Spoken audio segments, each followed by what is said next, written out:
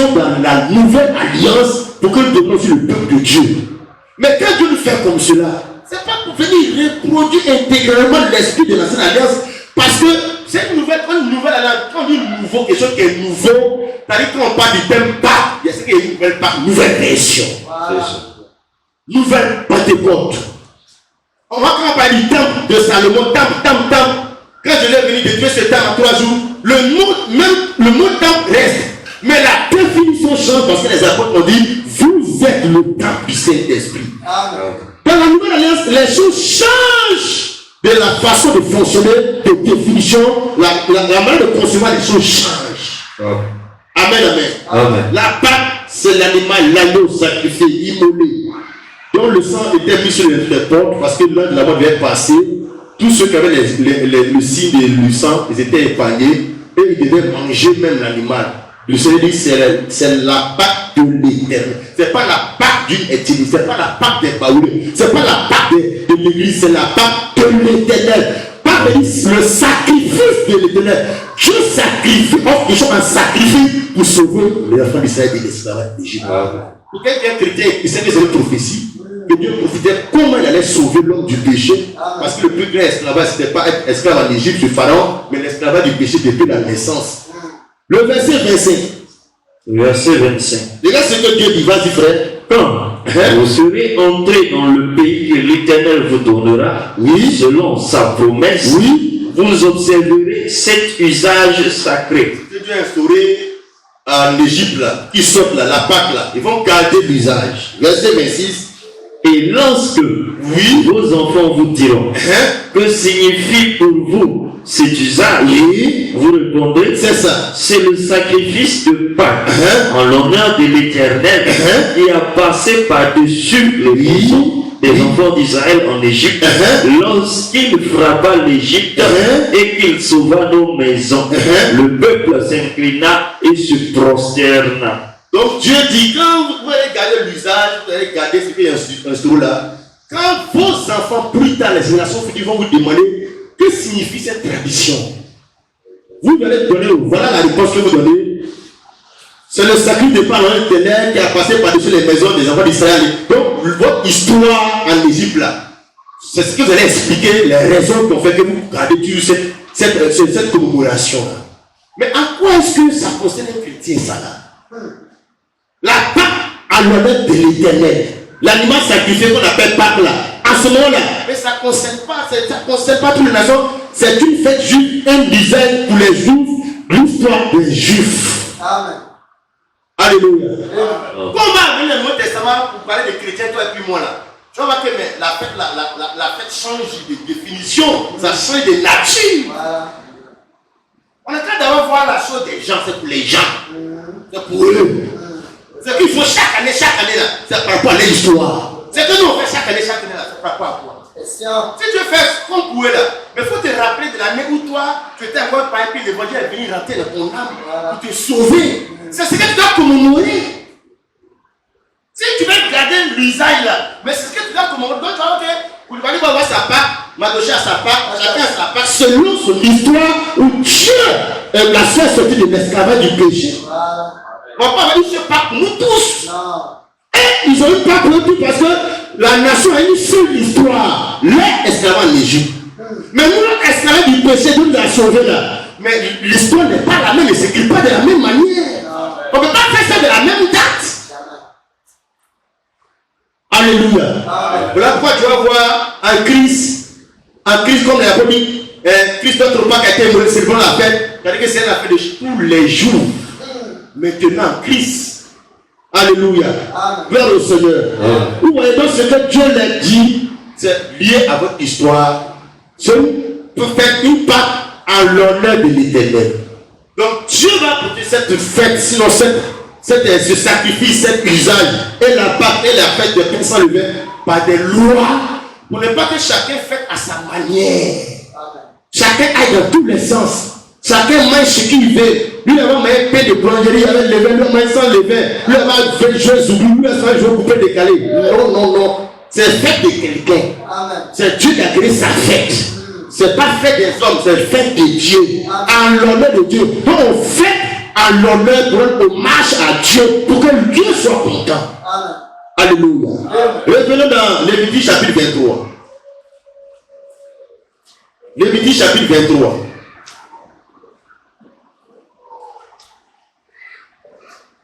Lui a parlé du verset 4, frère. Vas-tu du verset 4? Oui. Voici les fêtes de l'Éternel. Voici les fêtes de qui? De l'Éternel. C'est les fêtes de l'Éternel. Amen. Donc on ne peut pas dire que Dieu est contre fête. Dieu n'est pas contre le fait de se réjouir, de s'embrasser, de s'épanouir. Dieu n'est pas contre le bonheur. Mais Dieu, il encadre le bonheur. Il a des fêtes qui ont des limites, qui ont des lois qui régissent ces fêtes-là. Dieu n'est pas contre le fait de se faire plaisir. Mais il y a des lois qui régissent la joie de l'enfant de Dieu. Amen. Voici les fêtes de l'Éternel, les saintes convocations, oui, que vous publierez à leur temps fixé. Première exigence, il y a un temps fixé, une période fixée par Dieu. Ce n'est pas à tout moment qu'on peut faire cette fête-là à tout moment, mais c'est le temps que Dieu a fixé. Amen. Alléluia. Amen. Le temps que Dieu a fixé, c'est le verset 5, vas-y. Le premier mois, le 14e jour du mois, oui, entre les deux soirs, oui, ce sera la Pâque de l'Éternel. Si on va sur cette base-là, la question c'est de savoir la Pâque que les gens fêtent aujourd'hui là, c'est selon quel calendrier? Mais le calendrier grégorien n'a rien à voir avec le calendrier juif. Ça n'a rien à voir. C'est pas une fête où chacun fête à la date qu'il veut, comme Ramadan. On dit les gens au Mali ont vu la vie des fêtes d'abord. Dans le domaine des soirées, non, c'est pas comme ça. C'est la fête, c'est fait à la date fixée. C'est quelque chose d'universel. Ça concerne les enfants d'Israël. Amen. Au temps fixé par le Seigneur, le 14e jour du premier mois, la fête des Pâques qu'on fait ici à Côte d'Ivoire. Aujourd'hui c'est le 6, non? Aujourd'hui c'est le 6. 5. L'année prochaine, Pâques nous là, ça va tomber le 5. L'année prochaine, on va tomber le 5. Ce n'est jamais le temps fixé toujours. Quelque chose qui est fixé ne bouge pas. Alléluia. Parce que Dieu lui parle en période, la période des épis, c'est la période où il est sorti du pays d'Égypte les 2 soirs. C'est une période qui arrive chaque année, la même période. Dieu ne pas entendre le calendrier d'une période qui arrive, dans laquelle quelque chose est arrivé, qui commence cette période. Si c'est en décembre que c'est arrivé, c'est dans la période de décembre où la saison est sèche de la période. On ne peut pas faire ça en juillet, au bout où il pleut. Alléluia. Gloire au Seigneur. Donc dans le temps fixé, première exigence, deuxième exigence, le lieu est fixé. Mais pas partout. Pas que là, c'était en Israël, et pas dans tous les tribus, dans toutes les villes, mais seulement à Jérusalem, là où il y avait le temple. Vous êtes en Côte d'Ivoire pour fêter pas, vous dites que c'est Pâques. Et ça c'est Pâques. Moi je préfère mettre les baoulés à appeler les choses Pâques qui nous là. Mais tu appelles ça Pâques. Et puis tu veux te référer à les versets bibliques pour expliquer. Prends ton avion, va d'Israël. Lévitique chapitre 23 verset 4. Voici. Donc on a déjà lu la date. Le lieu fixé de Deutéronome chapitre 16 verset 5 à 7. Deutéronome chapitre 5. Chapitre 16 du moins. Deutéronome chapitre 16, verset 5 à 7. Deutéronome 16, 5. Vas-y, frère. Tu ne pourras point sacrifier la Pâque dans l'un quelconque des lieux que l'Éternel, ton Dieu, te donne pour demeure. Mais c'est dans le lieu que choisira l'Éternel, ton Dieu, pour y faire résider son nom, que tu sacrifieras la Pâque le soir, au coucher du soleil, à l'époque de ta sortie d'Égypte. Tu feras cuire la victime et tu la mangeras dans le lieu que choisira l'Éternel, ton Dieu. Et le matin, tu pourras t'en retourner et t'en aller vers tes tentes. Verset 8. Pendant 6 jours, tu mangeras des pains sans levain. Et le 7e jour, il y aura une assemblée solennelle en l'honneur de l'Éternel, ton Dieu. Tu ne feras aucun ouvrage. C'est ça. Donc la fête de l'Éternel, la Pâque en l'honneur de l'Éternel, ce fils en Adam fixé par Dieu et au lieu fixé par Dieu, c'est-à-dire en Israël, précisément à Jérusalem, dans le temple. C'est la fête du monsieur, le propriétaire a fait ça. Et moi je me lève, et puis je fais ça où je veux, à la date que je veux, puis j'appelle ça part. Et puis il fait les programmes, je mets le nom de Dieu derrière. Mais c'est déjà qui m'a abusé. Ça c'est fait à moi, mon honneur. Si c'est l'honneur de Dieu, tu le fais sur les exigences de sa propre loi. Gloire au Seigneur. Et tout le monde ne peut pas être concerné par cette fête-là. L'étranger était exclu. Exode chapitre 12, verset 43. Exode chapitre 12, verset 43.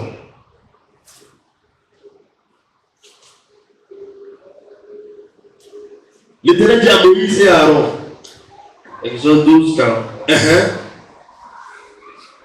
L'Éternel dit à Moïse et à Aaron. C'est ça. Voici une ordonnance au sujet de la Pâque. Oui. Aucun étranger n'en mangera. Aucun étranger ne dit, celui qui n'est pas juif, il n'est pas concédé, il ne mange pas la Pâque. Si tu ne manges pas le sacrifice, la Pâque, mais ce n'est pas la fête là que tu as fait, ça te concerne. Parce que la fête est rattachée directement au sacrifice à l'animal. C'était pour les juifs, c'est une fête juive. Ce n'est pas pour toutes les nations. Maintenant, il y avait une condition pour que les juifs prennent part à la Pâque. Verset 44. Verset 44. Pour que l'étranger ne prenne pas à la fête de ces juifs-là, il y avait une condition. Tu circonciras tout esclave à qui il a pris d'argent. Oui. Alors, il en mangera. Oui. L'habitant et le mercenaire n'en mangeront point. On ne la mangera que dans la maison. Oui. Vous n'emporterez point de chair hors de la maison. Oui. Et vous ne briserez aucun os. Toute l'assemblée d'Israël fera la Pâque. Oui. Si un étranger en séjour chez toi veut faire la Pâque de l'Éternel, tout mâle de sa maison devra être circoncis. Alors il s'approchera pour la faire. Oui. Et il en sera comme pour l'indigent, mais aucun circoncis n'en mangera. La même loi existera pour l'indigène, comme pour l'étranger en séjour au milieu de vous. C'est une fête juive. C'est pour les juifs, les descendants d'Abraham. Si un étranger ivoirien ne prend part à la Pâque, le sacrifice et à la fête qui suit, il doit être circoncis.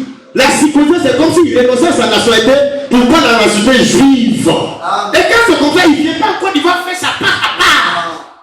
Non, c'est la même chose.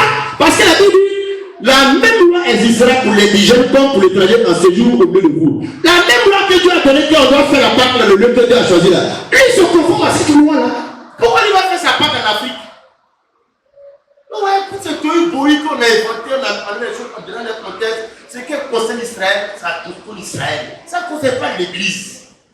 C'était une prophétie en marche. Quand la situation s'est accomplie en Jésus-Christ, donc on ne révèle pas chaque année encore dans ce que le Seigneur venait accomplir pour qui des gens. C'est qu'on fait chaque année, c'est quelque chose. Ça représente quoi?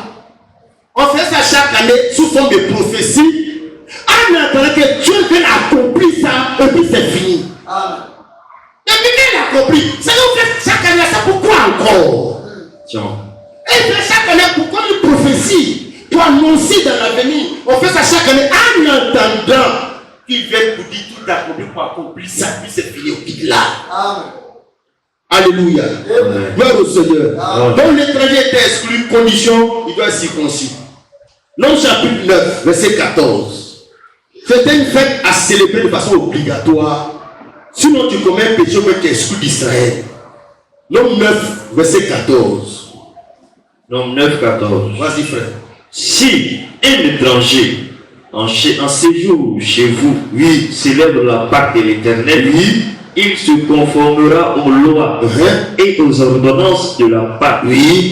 Il y aura une même loi parmi vous pour l'étranger comme pour l'indigène. Ça c'est clair.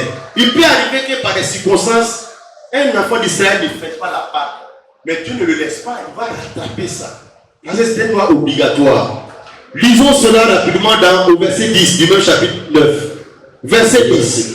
Parle aux enfants d'Israël et dis-leur, si quelqu'un d'entre vous, un enfant d'Israël juif, ou de vos descendants est impur à cause d'un mort, ou est en voyage dans le lointain, il célébrera la Pâque en l'honneur de l'Éternel. Verset 11. C'est au second mois qu'ils la célébreront le 14e jour.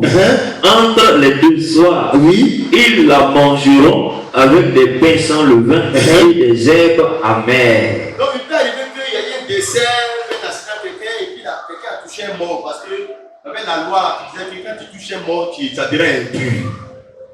Si tu es dans ce cas-là, tu ne peux pas célébrer la fête de Pâques dans la date officielle, c'est-à-dire le 14e jour du premier mois.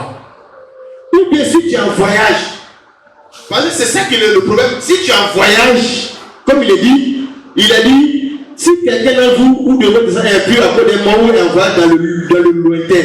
Mais s'il est en voyage, on peut dire, mais il peut fêter là-bas en voyage. Non, on ne fête pas partout. S'il est en voyage dans le lointain, comme il est loin de Jérusalem, parce que c'est le seul lieu en fait, il est obligé de ne pas fêter le premier mois, le 14e jour du premier mois. Mais la Bible dit, c'est au second mois, au deuxième mois, qu'il va fêter une fête de rattrapage. Parce que c'est une fête obligatoire. Mais tu peux comprendre, tu peux comprendre que comme c'était la fête de Pâques, la Pâque c'était l'animal sacrifié. Nous savons que c'était un profil par rapport à Christ. Quand tu vois le caractère obligatoire, on est en train de te dire que croire en Jésus là, c'est la seule voie obligatoire, le seul chemin pour la vie éternelle. Amen. Tu n'as pas eu le temps de fêter parce que tu étais en voyage, tu étais en péché. Mais on te donne l'occasion de te rattraper deuxième mois. Parce que tous les enfants de frère ont affaire à ça, à cette Pâque-là. Le sacrifice qui a été fait, il doit prendre part à ça, il doit manger ça. Amen. C'est elle qui fête les fêtes de paix sans lever. Donc frère, c'est pour dire que un païen ne peut pas se réjouir. La réjouissance, la joie, la fête, c'est pour les enfants de Dieu. Amen. Parce que le Père il fait quoi? Quelqu'un qui s'en en fait, il fait quoi? C'est celui qui a le loup, son nom de lui de vie, comme je l'ai dit, réjouissez-vous de ce que vous. C'est lui-là qui fait. Amen. Le mois si les chrétiens ont des matins, les païens vont sortir. Pour que nous, on va fêter, on va se réjouir. Mais qu'est-ce qu'il est en train de se réjouir quoi? Toi, tu vas en faire. Tu n'as pas cru au sacrifice de l'agneau. Tu n'as pas accepté Jésus. Tu es en train de boire pour faire quoi? Alléluia. Gloire au Seigneur. Amen. Donc vous voyez bien les frères, c'est que c'est quelque chose d'obligatoire. Et il a dit au verset 13. Vas-y au verset 13. Si celui qui est pur, donc lui n'a pas touché un cadavre, et qui n'est pas en voyage, il n'est pas là en voyage, il est là, il remplit les conditions, s'abstient de célébrer la Pâque, lui refuse personnellement. Celui-là sera retranché de son peuple, sera exclu, parce qu'il n'a pas présenté l'offrande de l'Éternel ou au temps fixé. Cet homme-là portera la peine de son péché. C'est un péché. C'était un péché à l'époque. Donc tu peux comprendre que mais plus tard, quand Jésus a accompli ça, la Bible dit le péché, c'est le fait de ne pas croire en Jésus. Mais je dis, mais c'est une fête, je ne vais pas oublier les fêtes. C'est une fête en l'honneur de l'Éternel, c'est une fête obligatoire. Il y avait un but que Dieu recherchait. Parce que la fête là, l'introduction, ce que vous la fête même, c'est le sacrifice. L'agneau immolé là, c'est obligatoire de faire le sacrifice et de manger ça sur forcier. Si tu es du peuple d'Israël, si tu es un enfant d'Israël, c'est obligatoire. Mais est-ce qu'un Égyptien, il est obligé? Non, c'est un païen. Il ne fait pas partie de la famille, d'accord? Mais quelqu'un de la famille, de son Abraham, il est obligé. Ce qui oblige un enfant de Dieu n'oblige pas un païen. Amen. Alléluia. Amen. C'est pas une fête qui a un caractère relatif. Si je veux, je peux t'empêcher, mais je dois rattraper ça. Si tu n'as pas pu faire tu as le mois, le deuxième mois, c'est le mois du rattrapage de ceux qui n'ont pas pu le faire. Parce que ça veut dire un caractère obligatoire. Amen. Alléluia. Amen. Gloire au Seigneur. Amen. Donc voilà l'esprit de la fête, le caractère, les lois qui disaient et les sanctions. Si tu ne te conformes pas à ça, c'était le péché.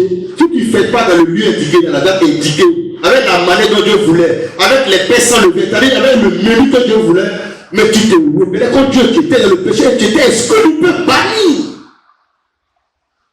Mais tout ça avec un caractère spirituel aujourd'hui pour nous qui sommes dans la nouvelle alliance, que Jésus est venu accomplir. C'est ça, frère. Alléluia. Amen. Voyons cela dans Colossiens chapitre 2 pour voir la réalité de tout ça en Jésus-Christ aujourd'hui. Colossiens 2, versets 16 à 17. Vas-y, frère. Colossiens 2, 16, 17. Que personne donc ne vous juge au sujet du manger ou du boire, ou au sujet d'une fête. Tu souris fête. Il a cité plusieurs choses, le manger, le boire, et puis il dit au sujet d'une fête. Et nous savons que Dieu avait instauré des fêtes. Un enfant d'Israël, c'est qu'il ne fait pas les fêtes comme les Égyptiens et les Philistins. C'est les fêtes de Dieu qui le concernent. Au sujet d'une fête, donc les fêtes que Dieu a instaurées dans Deutéronome chapitre 16, verset 16, d'une nouvelle lune, ou des sabbats. Verset 17, c'était l'ombre des choses à venir. Mais le corps est en Christ. Donc l'ensemble de ces fêtes-là que Dieu a instaurées, avec les dates fixées, avec les jours, avec les restrictions, les obligations là. La Bible dit c'était l'ombre des choses à venir. C'est-à-dire ça concerne l'avenir. Ça concerne quelque chose qui va s'accomplir dans l'avenir. Donc ça prophétisait, parce que prophétiser, ça annonçait en avant des choses qui concernent l'avenir. C'était des prophéties qui parlaient dans l'avenir d'une autre fête, d'une autre Pâque, de quelque chose d'autre qui allait venir, qui sera l'original. Il dit c'était l'ombre des choses à venir, mais le corps est en Christ. C'est-à-dire, le corps c'est la réalité, le corps c'est la signification, l'interprétation, la réalisation, la signification de toutes ces fêtes-là, c'est en Jésus-Christ, ça y est. La fête des tabernacles, la Pentecôte, la fête des semaines, la fête des Pâques, la fête des pains sans levain. La réalité, le corps de toutes ces représentations-là, c'est en Jésus-Christ. La vraie signification, la vraie interprétation, c'est en Jésus-Christ que ça y est. Alléluia. Une fois qu'on est en Jésus, on doit comprendre. C'est-à-dire, on doit. Et ils faisaient ça chaque année parce qu'ils ne comprenaient pas, parce qu'ils étaient dans l'ombre. Quand la réalité vient, ceux qui sont dans la réalité comme les apôtres, ils n'ont jamais fait chaque année une Pâque. Ils n'ont jamais fait chaque année une Pentecôte. Ils n'ont jamais fait chaque année une tabernacle. Parce qu'ils étaient rentrés dans le corps de la chose la même. Jean 7, verset 37 à 38. Jean chapitre 7. Jean chapitre 7, 37 à 38. Vas-y, frère. 37 à 38. Le dernier jour. Le dernier jour, lors de la fête des tabernacles, oui. Le grand jour de la fête. Jésus, se tenant debout, s'écria, oui. Si quelqu'un a soif, qu'il vienne à moi et qu'il boive. Oui. Celui qui croit en moi, des eaux vives, des fleuves d'eau vive couleront de son sein, comme dit l'Écriture. Donc c'était le jour de la fête des tabernacles. Ça se déroule aussi pendant 7 jours. Et la Bible dit Jésus était à cette fête, puisque Colossiens nous a situé que le corps de toutes ces fêtes, c'est Jésus. Le dernier jour, le grand jour. Parce que quand il y a une fête de plusieurs jours comme ça, il y a un jour qui est le grand jour, la finale. Jésus s'est mis au milieu de la foule debout et puis s'est crié fort. Si quelqu'un a soif, qui vienne à moi et qui boive. Donc Jésus est en train d'accomplir l'écriture qui dit que toutes les fêtes là avec un but, que ça mène les gens à se tourner vers Jésus. Amen. Le jour de la fête là. Mais la fête là, il y a les bois, les vins, bois, les bois chaud. Donc, comme l'attention, c'est-à-dire jusqu'à là, l'attention n'est pas dirigée vers le but de la fête. Donc, lui, on va orienter l'attention vers le but de la fête qui est lui. Si quelqu'un a soif qui vient à moi et qu'il boit, celui qui croit en moi, des fleuves d'eau vive couleront de son sein, comme dit l'Écriture. Il ne parlait pas depuis la fête. Le but de la fête, c'est que vous tournez vers moi, parce que Jésus était le but final de toutes ces fêtes-là. Pour ne pas qu'il passe à côté, il est est en train de dire, voilà ce que Dieu disait comme but. Et la Bible dit, c'était l'homme des choses à venir. Le corps est là à la fête. Le corps de la fête est là. Donc il y a la fête qui était là. Et puis il y avait le corps de la fête qui était dans la même salle. Ne manquons ça, pas ça. Il y a le mariage que nous faisons samedi à la mairie. Mais il y a le corps du mariage. Parce que les gens oublient ça. On va mettre tout l'argent, les robes de mariage. Mais le corps du mariage, c'est que toi-même tu fasses les coups de Christ pour aller dans l'enlèvement. Amen. C'est pas oublier la chose que le corps de la chose même. L'argent puis le corps de l'argent même. C'est ça. Parce que c'est celui qui a été loin de l'argent que le corps de la, que lui-même que le corps de la richesse même. Lisons 1 Corinthiens 5, 7 à 8. Et la Bible nous dit clairement, nous devons là-dessus, tous notre Pâque a été immolé. Donc le but de cette Pâque-là, c'est que quelqu'un découvre que, mais c'est Jésus qui était la Pâque en l'honneur de l'Éternel. C'est Jésus la Pâque qui a été immolé qu'on devait manger. C'est Jésus la Pâque que Dieu a dit obligatoire. Sinon, tu seras banni du peuple. Si tu as raté la date fixée, le mois qui suit, il faut rattraper ça. Mais tu peux, les gens ne peuvent pas faire que toi tu ne fais pas. Donc je vais faire un crochet à ceux qui ne font pas l'œuvre de Dieu pendant que les autres font. Il faut chercher à pouvoir rattraper ça. Parce que dans le plan de Dieu, un enfant de Dieu peut t'empêcher à faire des choses, mais Dieu voudrait que tu te donnes le temps de rattraper ce que tu aurais dû faire et que tu ne fais pas. Amen, amen. Amen. Quand tu es empêché même pour Dieu, tu dois rattraper, tu dois te trouver du temps pour rattraper peut-être au même diapason que les autres. Mais à plus forte raison, il n'a pas touché un cadavre, il n'est pas allé en voyage. Dieu dit celui-là, il commet un péché, il sera banni du peuple. Alléluia. 1 Corinthiens 5, verset 7, 8, on a lu plusieurs fois. Christ, notre Pâque, a été immolé. Donc dans le Nouveau Testament, le visage du Pâque, de la Pâque change. Le visage et le nom, c'est Jésus-Christ. La fête a son nom, Jésus-Christ. Amen. Voilà pourquoi c'est ceux qui sont en Christ qui ne peut que se réjouir. C'est eux qui fêtent. Celui qui n'est pas en Christ ne peut pas fêter. Alléluia. Gloire au Seigneur. Vous voyez bien, mes frères, quand Jésus la Pâque, je vais qu'on lise encore, c'est vrai, la répétition est pédagogique, mais c'est parce que je vais apporter quelque chose encore de véridique. 1 Corinthiens 5, verset 7. Faites disparaître le vœu de levain, afin que vous soyez une Pâque nouvelle, puisque vous êtes sans levain, car Christ, notre Pâque, a été immolé. Le verset 8 il dit, célébrons donc la fête. Mais comme la Pâque a changé de visage, mais la célébration change de nature de visage. Parce que la célébration de l'Ancien Testament était fonction de la nature de la Pâque de l'époque. Quand la Pâque a changé de nom et de visage, Christ n'a pas été immolé, mais les apôtres célébrent donc la fête. Et les mains de célébrer sont différentes pour les Juifs. Et ils ne célébraient pas chaque année, ils célébraient ça chaque jour. Parce qu'on est en Christ chaque jour. Alléluia. Romains 10, verset 4. Quand Christ, il dit qu'il n'a pas été immolé. Quand cette Pâque est immolée là-haut, est-ce que l'année qui a suivi ça, ils ont fait une commémoration? Est-ce qu'ils ont fait un chemin de croix où il y a une bataille maudite, va jouer le rôle de Jésus pour le chicoter? Mais il a été immolé une fois, c'est fini. Pâque là, c'est fait. Jésus est la Pâque qui a été immolée, c'est fini, il n'y a plus de Pâque encore à faire. Qu'est-ce qu'il y a à faire? C'est ce qu'il dit au verset 8. Célébrons donc la fête. Ce à quoi on a fait, c'est de fêter, c'est de réjouir, c'est de célébrer. Être dans la joie. Pas de faire une nouvelle Pâque encore. La conséquence de la Pâque là, c'est la joie.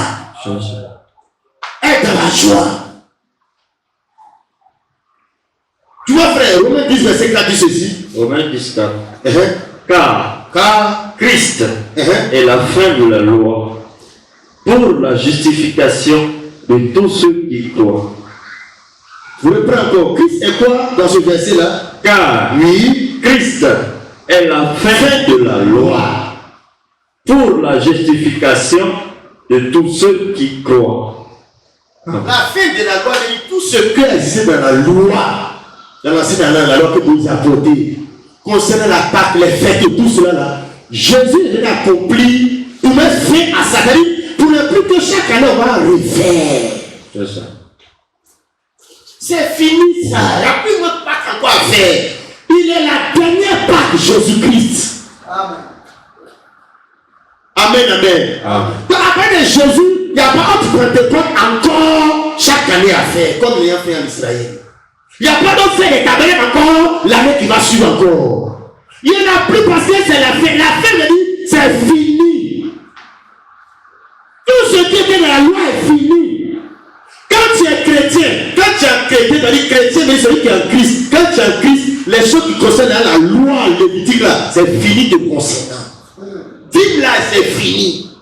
Tu vas donner ton offrande, mais plus dans la version de dîme, c'est fini. Faut pas les apôtres donner dans la version nouvelle la libéralité. Libre. Tu es libre. Mais la contrée, nous, les menaces, si tu ne donnes pas ta dîme, c'est fini. Christ est la fin de cette loi-là.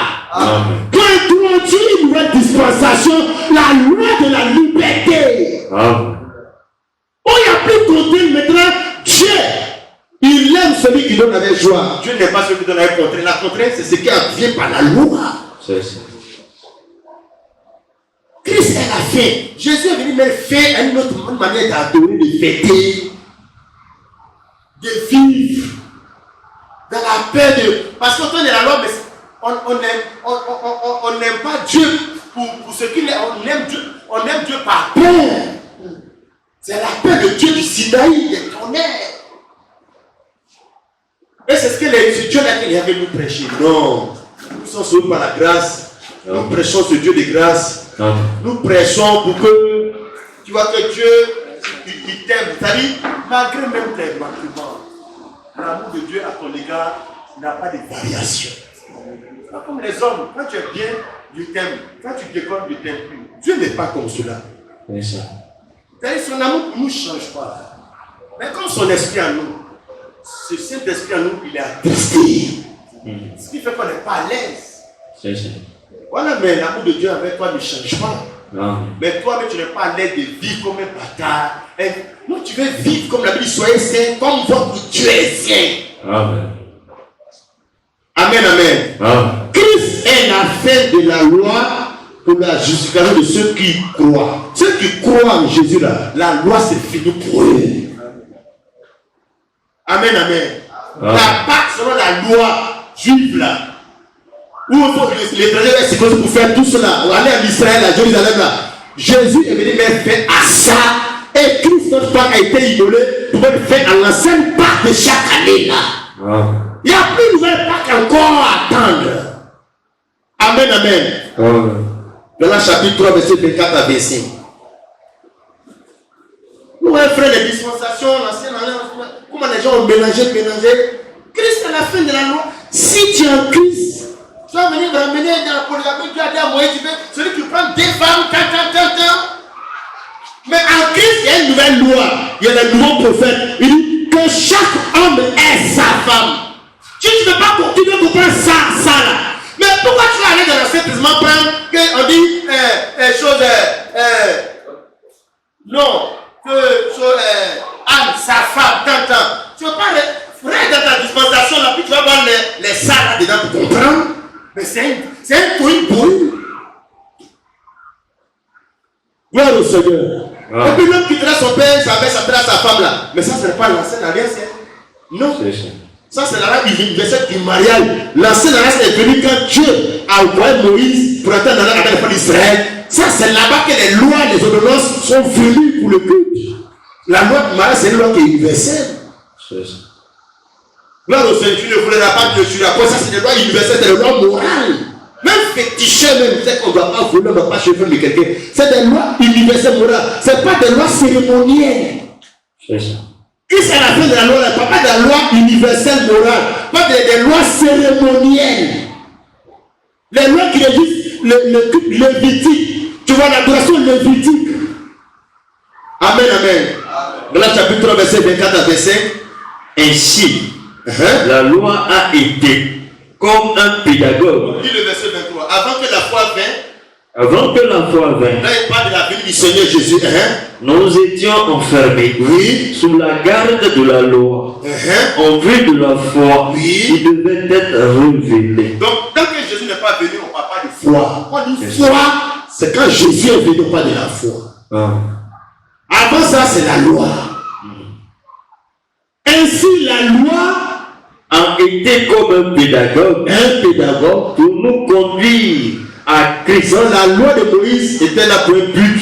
Les fêtes de Pâques de Moïse étaient pour un but. Pour nous conduire à quelque part. Ce n'était pas pour qu'on reste dans ça. Mais ça nous prend pour nous conduire à une destination qu'on appelle Jésus-Christ. La loi était un pédagogue, comme un panneau, un enseignant, un éducateur, pour nous montrer, pour nous conduire à Jésus. Toutes les fêtes là, c'était pour nous conduire à Jésus-Christ. Ainsi, la loi était comme un pédagogue pour nous conduire à Christ, afin que nous fussions justifiés par la foi. Verset 27. La foi étant venue, maintenant, nous ne sommes plus sous ce pédagogue. La loi est venue comme un pédagogue pour nous conduire à Christ. Quand la foi est venue là, mais là, le pédagogue, on n'est plus dedans. Allez, tu vois, frère, quand tu as Christ là, on peut parler de l'Ancien Testament comme homme, point de départ, mais on va montrer à peu près en Christ. Mais ce n'est pas ça qui régit notre foi. On n'est plus sous ce pédagogue, on n'est plus sous ce régime, on n'est plus sous ce tuteur, on n'est plus sous cette dispensation. C'était pour nous conduire à Christ. Mais vous qu'on a Christ là. En Christ là.